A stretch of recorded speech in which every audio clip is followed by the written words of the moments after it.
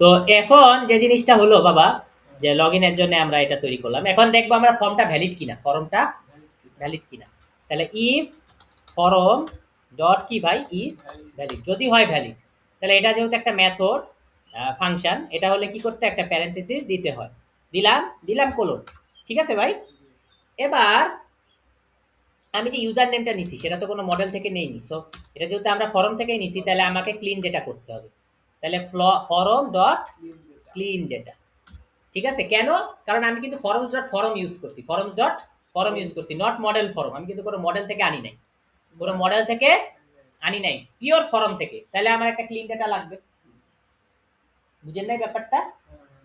যখন কেন clean data লাগে এই জিনিসটা বোঝাই।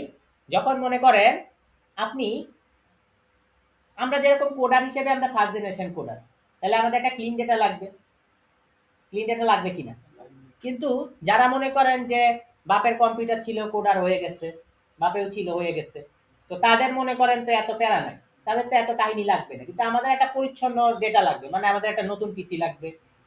ঠিক আছে না? বাপের পিসি তো নাই, তাহলে আমাদের নতুন একটা কিনতে হবে। নতুন ফর্ম লাগবে, যেহেতু এই ফর্মটা তৈরি হয়নি, মাত্রই তৈরি হয়েছে। হ্যাঁ এই তো ভাই। মডেল থেকে নিতে মডেলের ফর্মটা আগে তৈরি করে। ওকে, তাহলে এখন যে ক্লিন ডেটা আমি এখানে কি করলাম, একটা থার্ড ব্র্যাকেট দিলাম, লিখলাম ইউজার নেম। কিন্তু এই ইউজার নেমটা যেন পড়তে পারে এইচটিএমএল, সেজন্য আমরা এটাকে দিচ্ছি হচ্ছে কি আপনার কোটেশন, অল্টারশিপ ডাউন এরো। এবার দুই ধারেই আমরা কি করব, পাসওয়ার্ড লিখে দেবো। তাহলে ইউজার নেম আর পাসওয়ার্ড এই দুইটাকে আমরা ক্লিন ডেটা করে নিলাম। ঠিক আছে ভাই? এটুকু কি পারা সম্ভব? হ্যাঁ, সত্যি সম্ভব। আচ্ছা, তাহলে আমরা এই দুইটাকে করে দিলাম। কোন দুইটা? ইউজার নেম আর পাসওয়ার্ড, এই দুইটাকে আমরা ক্লিন ডেটা করে দিলাম। ক্লিন ডেটা করে নেওয়ার পরে এখন আমাদের কাজ হবে যেটা, আমরা এখন অথেন্টিকেট করব। অথেন্টিকেট মানে কি, একটা ভিসা দিচ্ছি যে ভাই তুমি লগ ইন করতে পারবা। ঠিক আছে? এটা বলতে পারেন একটা অ্যাডমিট কার্ড বা একটা প্রবেশপত্র, হ্যাঁ, অথবা কোথাও ঢুকতে গেলে একটা টিকিট। হ্যাঁ, বিভিন্ন পিকনিক স্পটে আমরা যাই, টিকিট কাটি, টিকিটটা দেখাই, কাউন্টারে নেয়, ছিঁড়ে ফেলে এবং আমাদের ঢুকতে দেয়। ঠিক কিনা বলেন? বাসে যাই, টিকিটের বাস, টিকিট দেখায়, টিকিট ছিঁড়ে ফেলে, আমাদের ফেরত দেয় এবং বাসে আমাদের যাত্রা করতে দেয়।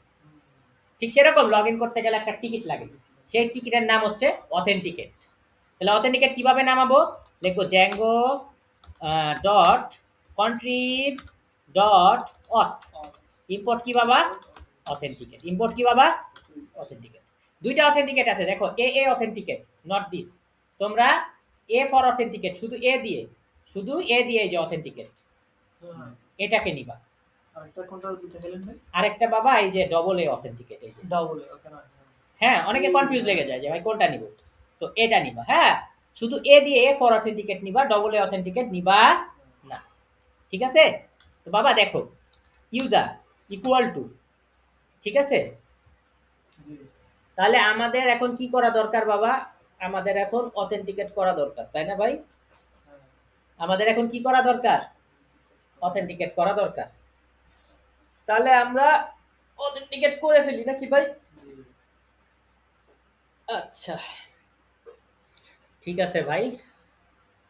তো এখন আমার কথা হচ্ছে যে আমরা ফর্মের ভ্যালিড ট্যালিড করলাম, অথেন্টিকেট এই ভিডিওতে না দেখাই, ইম্পোর্ট করাটা দেখালাম, পরের ভিডিওতে দেখাচ্ছি। ওকে?